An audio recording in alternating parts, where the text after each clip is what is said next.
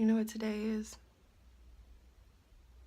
Today is a day I went through a major transition in my life.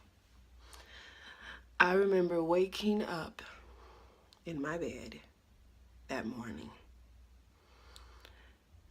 and realizing when I looked on my cell phone the date, January 3rd, 2012. That date was the date on my court documents that said I was officially divorced. Now, for me, divorce was not a good thing. I hated divorce. I hated the idea of divorce. I rebuked anything in my life that said divorce. And every time somebody told me you should get a divorce, well, actually, my husband filed, but they kept telling me you should be okay with it. And I kept saying, no, I don't want divorce for my kids. I don't want divorce for myself. I will just stay here and I'll deal with it, because after all, even unhealthy marriages still, according to research, kids still come out better on the other side, according to what research says.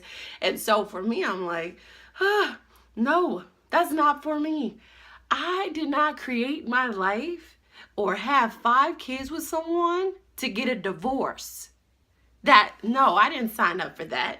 That's not my plan. When I woke up on January 3rd, I was surprised. After 2.5 years of wanting my marriage, of doing what I could to save my marriage, I realized I was saving my marriage, not our marriage. I woke up that morning and I had so much peace. Peace with knowing that we're going to go through transitions in life and it's okay. Peace in the understanding that sometimes going into an unknown place, a place where you can't see how you're going to make it to the next day, because obviously I didn't make the plan to be a single mommy. But it all works for me, because in trying to save my marriage, after I woke up on January 3rd, I realized that the woman I needed to save was me. I needed to save myself from me. I had to own my choices, and I had to take years of going through the process to find and to remember who I was. Divorce is not about the other person. I mean, everyone's getting divorced, but divorce is all about you. See, we marry people that bring something out in us. We're attracted to something in them that's in us. See, in life, we're mirrors. We are mirrors of each other. And so what I received from my husband, I was giving out. I didn't realize it at the time. I actually, it's kind of funny. When I first did this realization, you're talking about, I did that, the Love Dare for 40 days. And part of the time I was in full out self-pity mode. In the sense is, woe is me, I really messed up. Oh my goodness. How can I change this? I did a terrible thing. What's that terrible thing that I did though? I stopped living. I allowed my fear of being who I was inside of me to limit me in my marriage. And can I just tell you something? This is funny.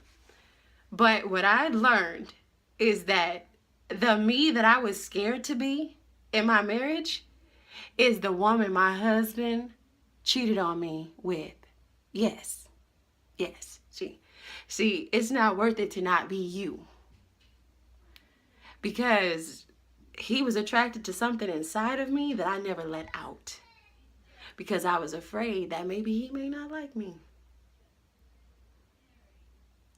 I was young. That's true. What am I holding in my hand? This was our marriage book. You want to see the first page? It's empty. My ex-husband took the picture of him and I on our wedding day, and he burned it. Burned it. But that's sometimes what you gotta do to let go. I thank him in my prayers.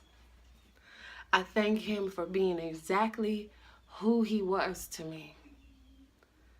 Because it took everything that he did for me to discover everything I needed to know about myself.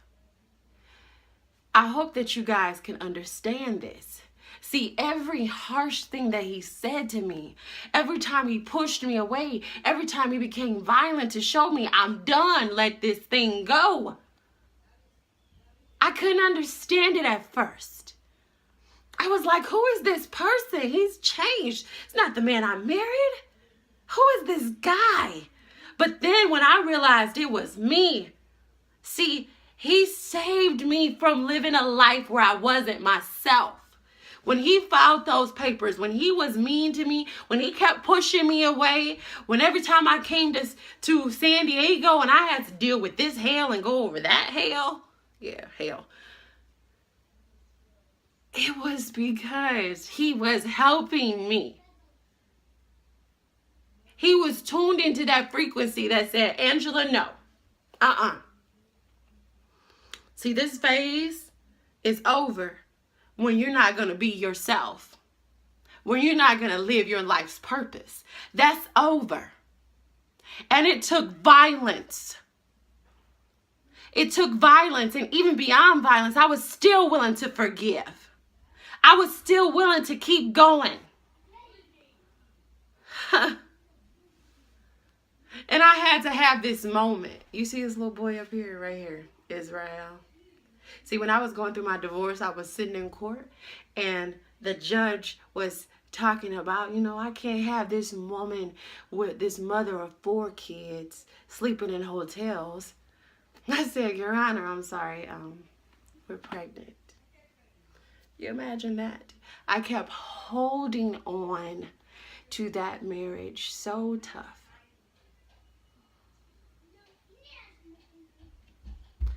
And I told God I wouldn't let it go until I had everything in that marriage I was meant to have. And that was our Israel. But see, there is no way I can look at my divorce in bitterness, because it brings me so much joy that I came into me. Our greatest tragedy can be our biggest blessing when we really accept what it is. We don't focus on the other person, we focus within. That is, you affirm self. You go inside you. You find you. You hear me? Find you.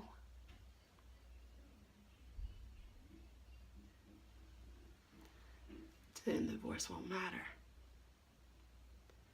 Because sometimes it takes that to get our attention, to wake us up, for us to know who we really are, for us to love ourselves and beginning living our life on purpose.